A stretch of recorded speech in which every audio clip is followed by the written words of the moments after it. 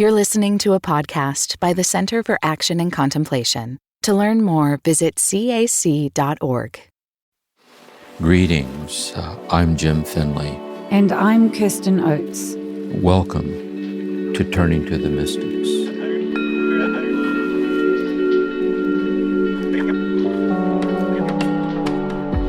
Welcome everyone to Season 9 of Turning to the Mystics, where we're turning to the anonymous author who wrote The Way of a Pilgrim.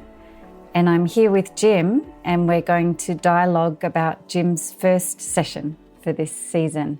Welcome, Jim. Yes, welcome. Glad we're all together again, which is good. Yeah. Yes. And we have a little announcement we want to do at the beginning, which is an invitation to our audience to share aspects of their own pilgrim journey. The idea being that as they listen to your sessions, it might bring to mind their own experiences. And so we'd love to hear from people to share about their own pilgrimage experiences. And I'd like to add this also, that always when you send in questions, we're not able to read all the questions, but we always read all of them. Mm-hmm. And the same is true with any of these personal entries that you make. We'll read all of them, but we'll be able to read a random sample. And also I suggest it can either be anonymous or not anonymous, it's up to you. And also probably to choose a decisive moment, like a turning in your own awakening. And also, not with this, but in a bigger thing, to consider it, is to write your spiritual memoir in the present tense at the feeling level. That is, right in how little you were when you got your first sense that God was real, your first sense of, to just kind of, as a spiritual practice, to see how you've been led right up to this, where you are right now in your own journey of God's presence in your life and so on. So, but this would just be more of a single incident that you might care to share. Yes, beautiful. So people will have until May 6th to submit their story. We're going to have an episode dedicated to reading out people's what they send us, or some people may choose to leave a voicemail. So the details of how to submit the story are in the show notes. You'll have until May 6th to send it. And just to reiterate, what we're looking for is, as you listen to this pilgrim's journey, where you have resonance in your own journey, please send us a couple of paragraphs or leave us a voicemail. And yes, if we can keep it to one experience and just a couple of paragraphs, so we can get through as many stories as we can.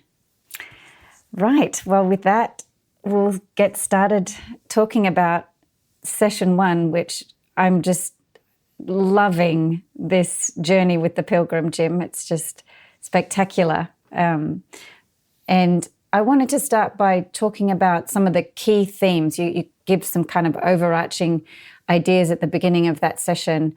And one of them is that this story is the ultimate dimensions of our story, our own life infused with God. And that this can make us more consciously aware of what's happening or has happened or is happening to us. Yes, two things. One, this is written as a personal narrative, like it's a pilgrim story. So we really don't know whether it's actually the pilgrim story or an anonymous author is writing it as the pilgrim story. But either way, it brings home the big point that this whole journey towards God is our life. It's our very life. And so this kind of concretizes that and brings it out. And the second thing is that, and this is true of all these mystics really, that the historical period and the details of this pilgrim's life might be extremely different than ours externally. But what we're really looking for is universal themes of awakening. And we could take all the mystics and find how he or she weaves these themes as almost how grace is woven through our hearts collectively. So the details would be different, but we're looking where we've been touched with a certain sensitivity or a certain longing or a certain concern. And that's really the subtext that runs through the whole thing, where that touches our life as it applies to us. You made this beautiful statement that the pilgrim is on a quest, but it's a quest God created in us. That's right. This is so classic to the whole tradition, really, that God created us for God. That is, God created us that we might, as the beloved, share in God's life as much as God shares in God's own life and our eternal nothingness without God. So we're created by God and sustained by God for God, which is this love. And this journey along which we realize that is our life, which includes not only being awakened to it, but then also the grace response to say yes to it, to say yes, to kind of keep responding and saying yes to this lure of God's love in our life. And this is why, from this point of view, the mystical point of view, this is why we exist. We really exist for this. And not just ultimately forever in heaven, like in glory, but we're to realize it now in the intimacy in veiled ways in our journey through time. A life of discipleship, a life of longing, a life of gratitude, and so on. Yeah. Beautiful. And that's the kind of archetypal quest that we're all built for. Yeah. And Jim, you also talked about that this story starts with similar assumptions that we've had with our other mystics, that the person is someone committed to their faith, goes to church, reads the Bible, prays. He's already on a path. And then this kind of turning or quickening happens. Yes. That, when we think of religious consciousness, our faith, there's our belief, like what we believe, the creed. I believe in God the Father Almighty, and so on. Each dispensation of grace has its own way to word this, each world religion. For us in the Christian dispensation, believe in God. And also in the scriptures, we find what's revealed to us, that God is love, that God is eternal, that God is mercy, and so on. But traditionally, belief is known as the sign of faith. We're not saved by belief. See? The sign of faith is an articulation of the mystery of faith, which is a ferment in our heart. See? So it isn't just if we hear that God loves us, that we assent to that as an article of faith, but we assent to it as an article of faith in an interior capacity through the grace of God to sense that God does love us. And then we seek to live by that love. And so that's the journey of the pilgrim. And so he goes along first in devotional sincerity, efficacious unto holiness. This is how we live our life. But then at a certain point, there's a kind of an intimate deepening of that, like a quickening. And so all these mystics are concerned about this, that God meets us where we are in the holiness of the day by day. But then sometimes there's an inner quickening, which is a deepening simplicity or a deepening unit of awareness or deepening oneness. And this is the story of this person's quickening. So as we listen to it, then he searches for a teacher to guide him in the quickening. And as we listen to the teaching of the teacher teaching, the pilgrim's teaching is teachers teaching us, because we're listening closely to our thing. And also the pilgrim's response is modeling for us our response. So it's very lovely that way, kind of how it's woven into the story of our own life. Yes, yes. Beautiful. You said something else in the introduction which really struck me, that you said the story reveals the ambivalence between means and ends. The path wells up under our feet on the path we are on to find it. We're searching for this deliverance, or this, say, experiential salvation. This kind of deep, what we're searching for really is how can we move with God's grace to an ever more habitual, underlying sense of God sustaining oneness with us in every breath and heartbeat. We're moving toward that, the peace of God that surpasses understanding. And we're in via, we're on the way, we're a work in progress.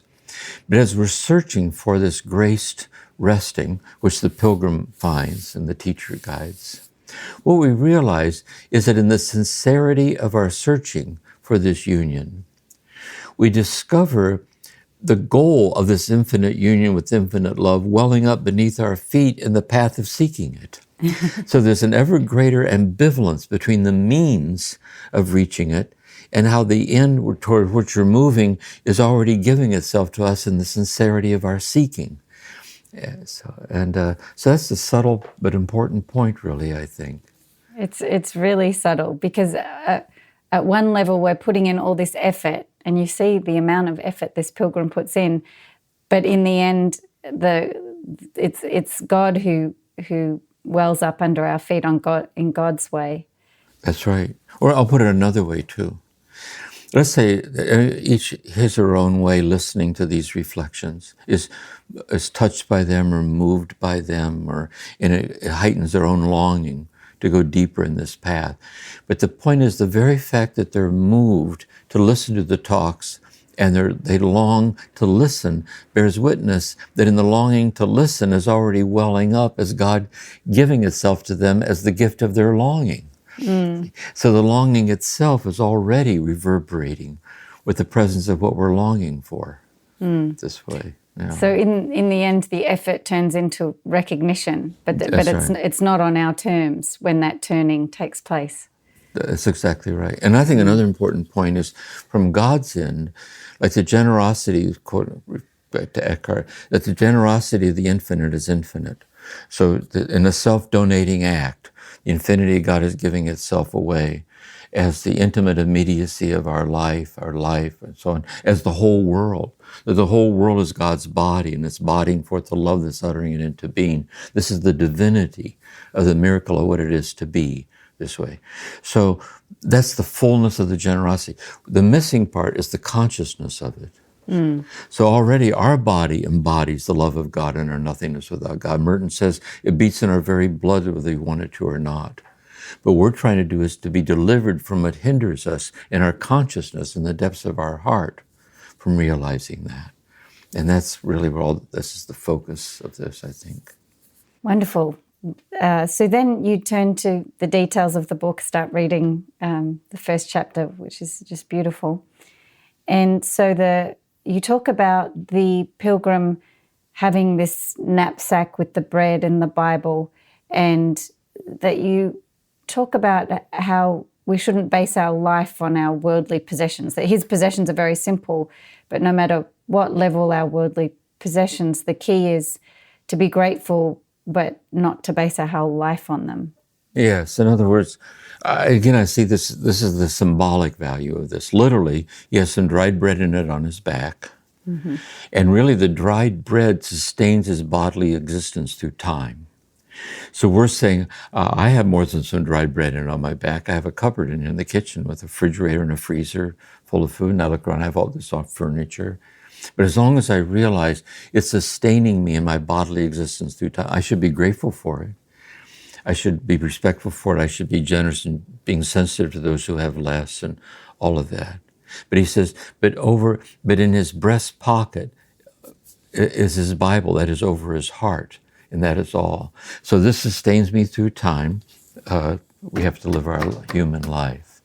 But over our heart is the deathless beauty of ourself revealed to us through God's grace, because everything real is eternal. So in this fleeting, so what we're trying to do is, in AA, they say, keep the first thing the first thing. And the first thing is this love. And then in this love, and sometimes we're tempted to get it reversed. We absolutize the relative and relativize the absolute and get all bound up in things. This gets complicated if you're really lacking in things. And there's the harshness of real poverty, and that's real. We need to be real. But that's what he's really doing, is setting the spiritual in our heart. We carry this deathless love, which will go on forever in a fleeting passage through time in the midst of the things that sustain us. Wonderful. It's always good to have a reality check on our orientation to things. Yeah. Then he goes to church, and it's the 24th Sunday after Pentecost, and he hears the words, "Pray without ceasing," and something happens inside of him. I mean, he's probably heard this many, many times before. That's right. But something happens this particular Sunday, and yes, he's struck by that verse in a new way. Yes. See, this is my insight into it. First of all, there's a little play on Pentecost, which is the birthday of the church, which is the descent of the Holy Spirit and the awakening of the disciples. And whoever met them after that event met Christ. They were transformed. And because we celebrate it in liturgy, we participate in the mystery of Pentecost. So it's the 24th Sunday after Pentecost, and he's at church saying his prayers, along with all these other Christian people saying their prayers. And he's heard this text before because it's read every year. This would be the Orthodox Christian calendar. In the Roman calendar, might not be the same reading, I don't know. But in the Bible over his heart, he's read it many times. But here's the thing. These quickenings from God, we don't see them coming. And they touch us in unexpected ways. So it isn't just that he hears it, but he wonders, how is that possible?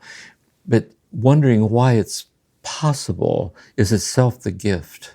This way. And I had another insight into this too, that when we just know someone on a casual basis, we know them on a casual basis. But when we really, really love someone, we're very attentive to them. And there might be a little thing, are you okay? Like why, we're resonating with them. And so he gets this sense and this experience that God's resonating with him in quickening his heart in the wondering. And the very fact he's wondering shows you the interiority of his fidelity or his sensitivity to God. And unbeknownst to him, this is going to head his life off in a whole new direction. But sometimes it starts as a dilemma. See, it starts as something you don't know what to make of it. And it's like such a path opens up that you didn't know about. And Jim, I find it quite striking that he would have heard these words many times, read them many times. And it reminds me of how you say repetition is not redundancy. That's that right. Just out of nowhere, these deep spiritual texts can capture us in right. ways we didn't see coming. That's really true. And I think I quoted in the talk, I don't remember, G.K. Chesterton, that we're bored to death with a story heard over and over we never really listened to. And sometimes the listening isn't a choice that we make, it gets to us. See? So we hear it like it goes on and on and on, but we're struck by it in a way that we never were before. And that's why everything's endlessly open-ended with possibility. It's endlessly evocative and what might open up out of something. And it comes to us as a call because he feels moved to pursue this. He feels, And his awakening comes through a very religious setting, but you said in the talk that this comes through all modalities of life. So that's right. Yeah. To all the realms like birth, love found, love lost, endurance of long-term suffering, death, the midst of nature, some form of service to the community, a sense of solitude or aloneness or silence, or tender-heartedness. So all these realms are all modalities in which these quickenings can and sometimes do occur. It just so happens here, it occurred to him, of all places, in church. And Pentecost, And what's striking about this to me, in terms of thinking about the other modalities, is the fact that he would have heard this many, many times. So it might be we've been on this hike, or we've been on this walk, or we've looked at this tree out the window or many, many, many times. And in that modality, we can be struck in this same way, like suddenly the tree speaks to us in a way we'd never seen or heard. That's exactly right. I remember once in the monastery, one of the novices raised his hand and said to Thomas Merton, he was giving us a talk. He said, sometimes you get the feeling the church says God's everywhere. But God's really in the church. And God's really, really in the Eucharist. And God's really, really, really in heaven. But he said, I get the feeling that what the tradition is really saying is God's really, really, really, or God really, really is the reality of everywhere. And it's nothingness without God. So this happens as it happens. And notice a lot of his later quickenings don't come in church. They come in the midst of his quest. He meets people, things happen, and so on. So it kind of spreads out that way. And I just love the way this quickening comes to him as a question. this idea of wondering what this praying without ceasing means, and kind of hooks him like a hook. The question's like a hook. Yeah. That's right. That's why I like this. I don't know if I said this or not, but where Merton said, in the beginning, beginners in this search have many questions. And that's why beginners look for answers for their questions. He said, which is good. He said, once you really get into it, you discover all along that here God's the one asking the question. And you realize not only do you not know the answer to God's question, you don't even understand the question. So this is where he says, I thought and thought, see, Yes. but knew not what to make of it. It's not thinkable. See, the thinking it's not a conceptualization of something, it's transconceptual awakening that's dawning on him. Mm-hmm, mm-hmm. It reminds me of what you write about in your memoir when you first read Thomas Merton. I think you were 14 at the time. Yeah. And you had a similar kind of quickening. Yeah. Yeah, he says in The Sign of Jonas in his journal, he says, as for me, I have but one desire, the desire for solitude, to disappear into the secret of God's face. And at 14 years old, it got to me. And I think really, if he would have presented some profound theological statement or something I was supposed to understand, it wouldn't have. He was so sincere in the transparency of his own longing, it awakened mine. And you see that intimacy in the Pilgrim, too. There's something very self-disclosing about it. And as we listen, it reveals ourselves to ourselves. Mm-hmm. Like it helps us be attentive to that. In us, it's sensitive to these very same things. Yes. Did yours arise like a question, Jim? Did you have a question you were trying to answer after reading that, or just a... No, I got my own copy of The Sign of Jonas. All this trauma was going on, and going on for another 4 years. And so for me, it just took a different form. I was trying to just survive the trauma until I graduated from... And then little by little, that's why I felt the call to go see what he even asked us here, what ought I to do? See? And that's when I felt later to go to the monastery. But it didn't come as a question. It came as like a refuge, like a quiet kind of refuge within myself, where I could go in some hidden interior way that my father didn't know about. The violence couldn't find me. And it took that. That's why this is all right at the edge of spiritual direction. This is always so personal, how how it traces itself out in our life. Mm-hmm. Mm-hmm. Yes, I remember for me when I was struggling to try and have children, and I just was praying and with a real sincere heart, like, God, just help me do your will. And we were trying to decide, do we adopt a child? Do we pursue some kind of fertility treatment? And I just really was hoping God would give me a very clear answer, so, and I really believed that praying with a sincere heart, like I want to do your will, that I would get an answer. But in the end, that question was never answered, and so I kind of went on a quest trying to understand how to even understand God and understand God's will. Exactly. And there's a good example. So you want a child, which is a very deep thing, to a woman who really wants a child, it's very deep. And should we do this? Should we do this? What should we do? But then what it led to, interestingly enough, is the desire to do God's will. Yes. And then poetically, we might say, well, my will for you is not that you have a child. My will for you is that not having a child, you will awaken to maternal depths within yourself, for humanity, for life, whatever. And so often, the answer we get isn't the answer we understand because we're not looking for that answer. Right. But as we just sit with it, the unexpected answer, which ends up being the providential answer for us, and that's often true. Yeah. Yes. And what's interesting too with a question like that, it unraveled me much more than just the question of, it turns out I can't have children. Shall we pursue adoption? Shall we pursue some kind of fertility? That question unraveled me in a certain way, but then this question of I can't hear God and how do I, right. What does it mean to do God's will? What does it mean to hear from God, to know you're doing God's will? That question really unraveled me. Yeah. I was once attending a Christian Zen retreat, a lot of Zazen, a lot of sittings, and with this Zen Roshi, who's a Jesuit priest from Netherlands. And he was talking about silence. And he said there's imposed silence, which is either a bad kind, either you're not allowed to say what you really should say, or you'll be punished. There's also imposed silence out of respect for others, like at a prayer service.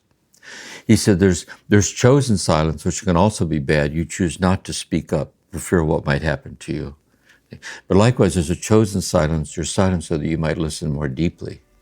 And then he says, but then there's eternal silence. And so the eternal silence, listen, O hero Israel. How can I learn to listen?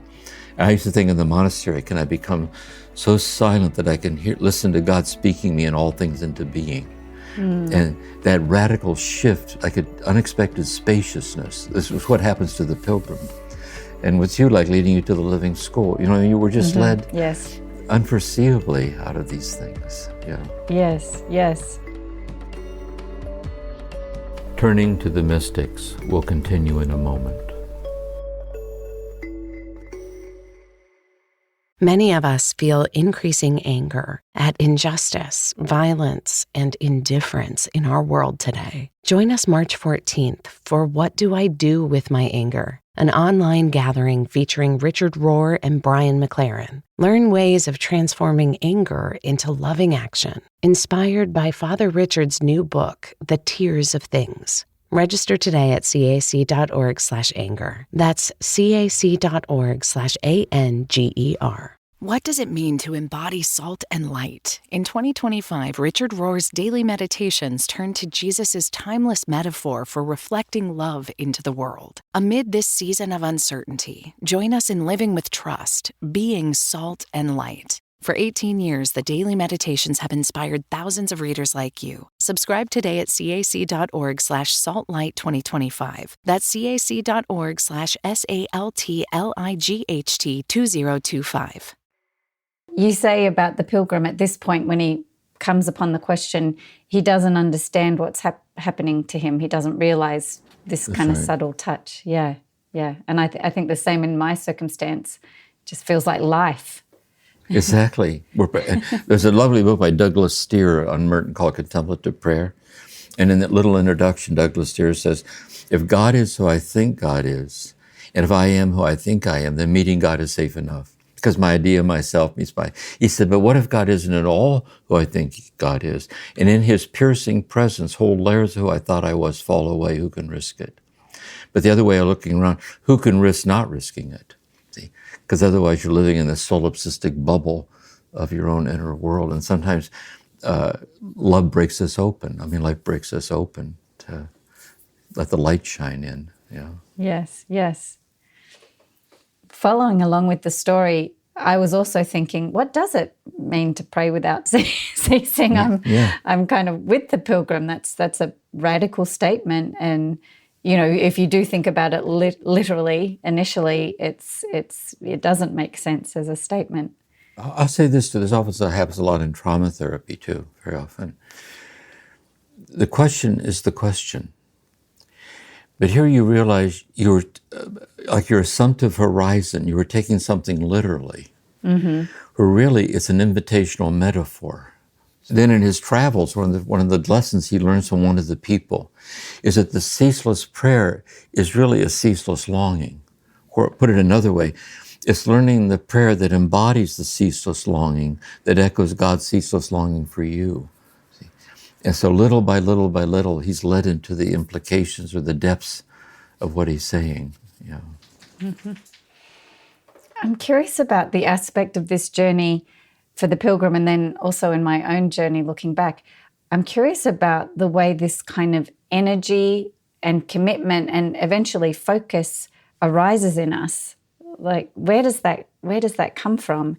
He's given a lot of energy. He walks many, many miles, and just a real commitment to pursue this. It's like something, like a new part of him comes to life. What's coming to me right now is there's a very famous abstract artist, Matisse. He did these big, huge, sweeping things like this. And there's a picture of him on his deathbed. And they put up a huge canvas, like 6 feet high, next to his bed, of big buckets of paint on the floor. And has a paintbrush on the end of a long handle. On his deathbed, he's painting. Oh, wow. It's a very striking thing. So really what makes us, it's interesting how we do certain things. You know, we go off and we marry this person, or we move, or just like me at 18 years old, just to get on a Greyhound bus and go to the monastery. Yes. Like this. So it's interesting how sometimes, also I think we're unexpectedly called to something. It could be like teaching or therapy or art or solitude or silence. There's like an imperative of the awakened heart that comes welling up. And we know we're being invited or called upon. And we also get the feeling that if I don't listen to this, I won't be who I deep down really am and called to be. You know, it's like providential, I think, these moments, yeah. Yes, I agree. Okay, so then his first plan is he's going to go and visit some famous preachers. I thought that was interesting, you know, that it's such an impetus in society. Let's go to the most famous person. Surely they know. Yes. And he says he hears fine sermons on prayer, but no one said how we succeed in prayer. He was looking for the how. How do I do this? And he didn't get it. That's right. And that's why, so he becomes a dropout, not because he doesn't care. See, because it's almost like this, the awakening heart knows what it's looking for. It can also tell when the person talking isn't saying it. See? Now, I want to say something else too. And so he stops going to churches, and he hits on another plan. But I think sometimes we don't hear it in church if we're in a faith community this way. But sometimes we're to listen at a deeper level. Sometimes I would tell people Sunday Mass or liturgy, if that's where they are, to go on purpose, go there 30 minutes early and do a sitting. And then listen to the readings and listen for just one thing the person says in the homily. And look around and see the collective sincerity of everybody in the room. So sometimes you're asked not to leave, but you're to look more deeply into something that's there. But sometimes you are to leave, actually. And so he feels called to leave, so he leaves. Yeah. And I think you said this in the talk, but the church also isn't offering this contemplative depth. No, that's right. Yeah. Even in his journey, and it's rare to find it now in our journeys. Yes, right. I don't know. That's true. Like Merton, a lot of people losing their faith and they're losing it in church, and they go elsewhere because the soul knows where it needs to go to find what it needs to find, or to try this way, and it's really true. This is why I think really this whole spread of movement of centering prayer and the whole of contemplative prayer, Richard, or the living school, you see the response. Yeah. That the Turning to the Mystics podcast, there's like a hunger, and when people see it offered, they're like a breath of fresh air, and it's you have to search for it sometimes. Yeah. Well, what's interesting about today's pilgrimage, I remember mine. I went online and I found, we go looking for our teachers online these days. That's true, and we don't have to travel knocking on doors and asking like the Pilgrim did. It's really true. Yeah. Monastery in cyberspace, it's really true. And it's real. Sometimes I would tell people I should travel all over the United States and Canada giving sitting silent retreats, and I've been to Europe a few times. It's interesting, sitting with people in silence at a lot of different places, they're all the same. You know what I mean? There's an interconnectedness. And so the more we can express and get in contact with each other, to know we're not alone. There's a grace in that. Yeah. Yes, because it's not just the teacher; it's also the community that provides exactly. the support. Yeah, that's right, and that's true of all creative ministries, like to the poor or social justice or whatever it is. It's when people reach out and the interconnectedness of each other to know that we're not alone and how we can support each other. Yeah. So he comes up with another plan, and you made a comment that. We can become seasoned in the searching, and this is part of the way we grow. So, like his ongoing commitment, and he's come up with a second plan, which is he's looking for someone living the teaching. which That's is right. not just for the famous preacher or teacher, but someone living the teaching. That's right. That's the insight. See, like where can I find? See, this is what I saw in Merton. Whenever I could tell he knew, and so where can I? This is the archetypal journey, searching. See, where can I find this person who I can tell when they speak of it, they're bearing witness to what's happened to them. That's why I say sometimes too, you found your teacher when you find the person that lets you know your heart has not deceived you, because you're listening to the words and somebody who's been transformed in it. See, and I think that's really how the lineage is handed on. Really, I think it's handed on from person to person, this way. Yeah. So that's what he does. He goes looking. Mm-hmm. Yeah. And this idea of becoming seasoned in the searching is that sense of discernment continually being refined, or you're learning to pay greater attention to your soul and your heart. And that's right. And another big thing here, I think, too, notice this goes on for quite a while, just walking away. And so the thing is, what's interesting is he's not yet found the teacher, but along the way, he's being transformed in the searching. You know what I mean? There's a way of kind of being experientially sensitized to the gift of the search itself is somehow the gift. So little by little, there's like breadcrumbs, like little following along this way, searching for this person, his teacher. Right? Mm-hmm, mm-hmm. And you talk about how he's becoming more unraveled, and you can see this in the way he's asking the question. So not just how do I pray without ceasing, it's like I don't even understand what that means, so I don't even know what I'm asking to do. And you say this is kind of what happens to us. We become unraveled. That's exactly right. Yeah. That's exactly right. And then also where he says at the end, where he's talking to the teacher, he doesn't know it's the teacher yet. He first meets the stars. Mm-hmm. And he said he's still searching. He hasn't met the stars yet. He said, and where to I did not know. See? So right now it's a pathless path. Like he's on this pathless path for this teacher's waiting for him there. Yeah. Mm-hmm. Mm-hmm. And so this man who has the chapel in his house gives him one piece of advice. He says, ceaseless prayer is a continual yearning in the human spirit towards God. He tells him to pray more, and the prayer will teach you. But that doesn't seem to help the pilgrim. Yeah. You know what? And I think there's a couple of things. Any transformative act, like say being a therapist, you learn to be a therapist by being one. You know, teaching, you learn to teach by teaching. You know, you learn to be a poet by sitting with the poetry. There's a certain kind of learning that takes place in committing yourself to the activity itself. So it's a lovely saying, really. It's prayer that teaches us to pray. Because prayer is really these incarnate residences of this meeting place with God, see, who's one with us in our prayer and in our seeking this way. That's true, yeah. Yes, but that doesn't quite break through for the pilgrim. And I love the way he says, he thinks and thinks and reads. He dwelt over and over what the man said to him, but could not get to the bottom of it. And now he can't sleep. But I love that sense of, I cannot get to the bottom of it. I'm trying to get underneath it, see it from the bottom up, really understand it. Yes, that's another thing about the awakening heart.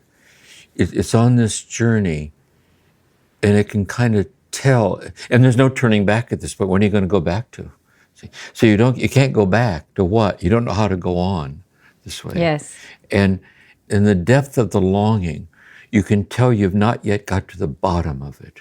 See, and I would say too, it's really coming up here for him. The bottom is like Eckhart on the ground. It's not a kind of bottom you land on. It's abyss-like. It's an abyss-like landing that's welling up and giving itself to you as your longing itself. But you don't realize that yet. But you can kind of tell, I'm at the cusp, or I'm right at the rim of it, but it hasn't appeared yet. Yeah. Yes. And you talk about in this phase, there's a kind of solitude.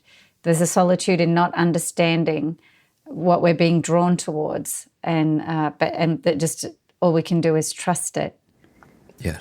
And this is where I think solitude, like Merton, solitude, I think in this sense, solitude is you're less and less able to explain to anybody, including yourself, what's happening to you. Yeah.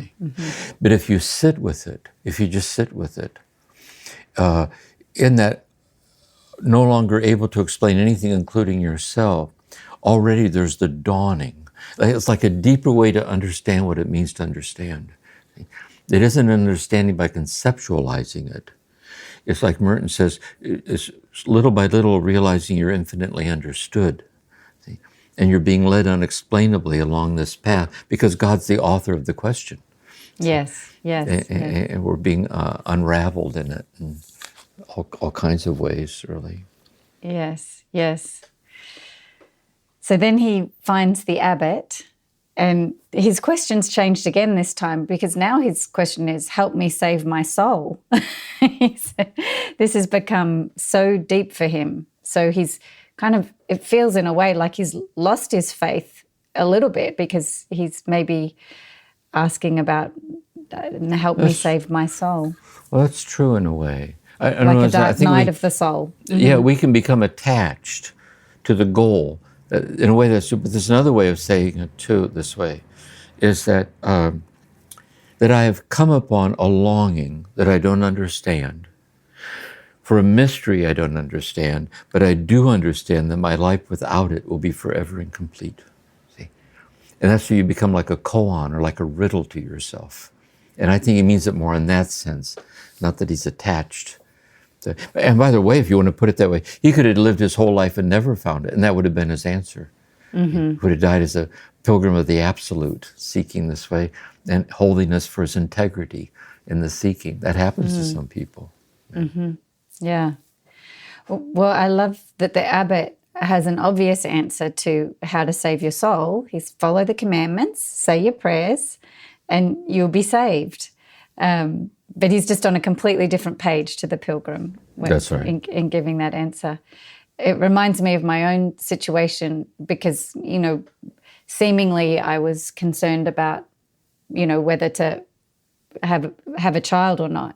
And so people were wanting to give me advice at that level, and their experiences of, adoption, or if you just relax, you'll get pregnant, those sorts of things. But that's, in the end, that wasn't where I was at. I was asking something much deeper. Yes. When I was doing this deep trauma work with people, sometimes they would sit down and they say, before we get started today, I want to ask your opinion on something. I can feel myself relaxing, because opinions are cheap. Everyone has an opinion. Sure, what do you want to know? Yeah. But what if you're not there for opinions? You're to listen in a way that helps the person listen to themselves. See? And that's a very different way to be attentive, and then to learn to be towards ourselves this way. Yeah, exactly. Mm-hmm. It's true. But the abbot, they say he's gifted with kindness and humility, so he obviously was a good listener and started to understand what the pilgrim was looking for, and gave him a book that introduced him, you said, to the lineage, like you're That's doing right. with these books for us. And so he does get more of an explanation, but it's still not what he's looking for. Now he's asking for a method. That's right. And really, I would say that's exactly right. So he's introducing him to the lineage, which is what we're offering in these podcasts. There's a lineage of this timeless wisdom down through the ages. And it washes over us and blesses us. And he's starting to introduce him to that. And also, really, I think, to, like Origen, the inner meaning of Scripture, to understand every word of Jesus at this level, this way. And so he's introducing him to that. And so every person he sees gives him another little piece of something that leads him a little further along the way. That's really true. And exactly right, yeah. But sometimes when you're on the journey yourself, you feel like you're getting nowhere. Like it's not the piece you're looking for. So you don't necessarily see the progress you're making, or the... That's right. Yeah. John of the Cross says somewhere, he says, there are some people that think a great deal is going on in their spiritual life because they're having all these experiences. But in God's eyes, not much is going on. And other people think, this is a dark night of the soul, that nothing's going on. In the eyes of God, a great deal is going on. It's just you're being blinded by an infinite light. So you're in water way over your head. and you're not yet capable of taking in what's happening to you, you know. Wow. Yeah. So then he leaves the abbot, and now he doesn't have a plan. He doesn't know where he's going. And what's interesting is that he falls back to his original ways. So my lack of understanding made me sad, so I read my Bible.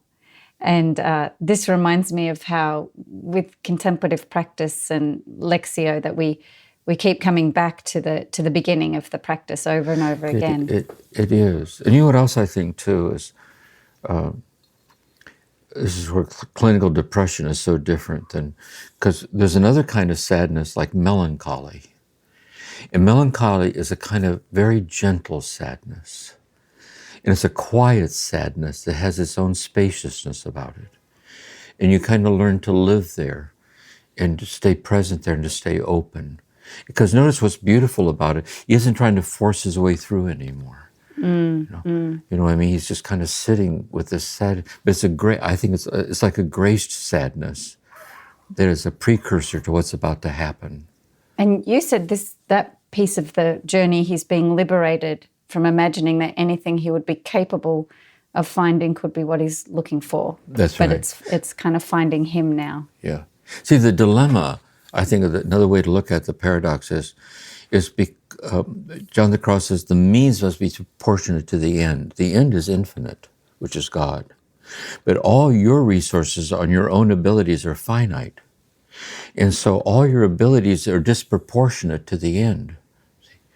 And so anything you're even capable of finding would end up being one more thing less than what you're looking for. What he doesn't know yet, anything he's even capable of losing would be infinitely less because it's already claiming him for itself and he doesn't know it yet. That's what makes this so subtle, I think. Yeah. And then the teacher that he's been looking for finally comes along, and he doesn't recognize him. Yeah, it's Yeah. funny. That's It's funny. He's like an old cleric of some sort. Yeah. He's a monk. And he even tells them, I belong to this monastery 6 miles off the main road. And here's his teacher. And he said, I didn't feel like going. And he even says, we take in pilgrims and food like this. It's really, often that's true. We're looking right at it. Yeah. And it has a dawn on us that's right in front of us. Yeah, it's sweet. It's nice. Sometimes we have to come back around again and again. That's right. Yeah. And you said, and I love this too, that the monastery's off the main road. The contemplative path isn't on the main road. Yeah. And also notice this, as a pilgrim, he lives off the main road, but this is now even off his off-road. And with this is really where he doesn't want to go, like this. And here's where the teaching's about to happen. Okay? Because like a good spiritual director, the director asks him, what kind of teaching are you looking for? Because he says, I'm not looking, thanks for your offer. I'm not looking for food. I don't, what kind? And he pours his heart out, and the teacher's listening. See, it's a key moment, really, I think. Yeah. Amazing. Wonderful. So that's where we're at in the journey. It's very rich and deep and wonderful. Yes. That's right. Yes. And you made a statement that everything in our life has these kinds of lessons, and often we don't get the lesson until much, much later. It's really true. I referred to Blessed John Roysbrook about prevenient grace, where you're given a grace, like say this grace, but you can look back and realize along the way, unbeknownst to you at the time, connecting the dots, you were being led to this place. Yes. But as often as until later, in hindsight, you can look back. And sometimes the very thing that's one of those graces was at the time quite painful. Yes. Yeah. For example, not having a child, for example, is painful. Yes. Really but then you painful. realize that prevenient grace is kind of helps us broaden our understanding of the providential guidance that we're being led to. Yes. Wonderful. Well, thank you for the wonderful dialogue today, Jim. I'm so enjoying this season, and I can't wait to the next session to listen to. So, and then I'll see you for the next dialogue in a couple of weeks. Yeah, be good.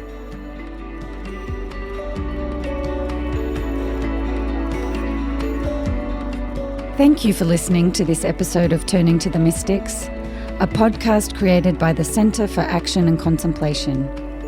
We're planning to do episodes that answer your questions.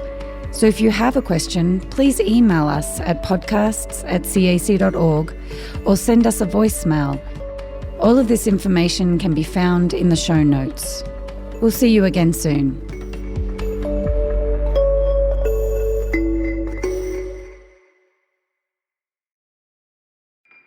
Do you feel called to walk a more contemplative path? The Center for Action and Contemplation is an educational nonprofit supporting the journey of inner transformation. Our programs and resources will help grow your consciousness, deepen your prayer practice, and strengthen your compassionate engagement with the world. Learn more about our resources, such as publications, podcasts, email series, and events at www.cac.org.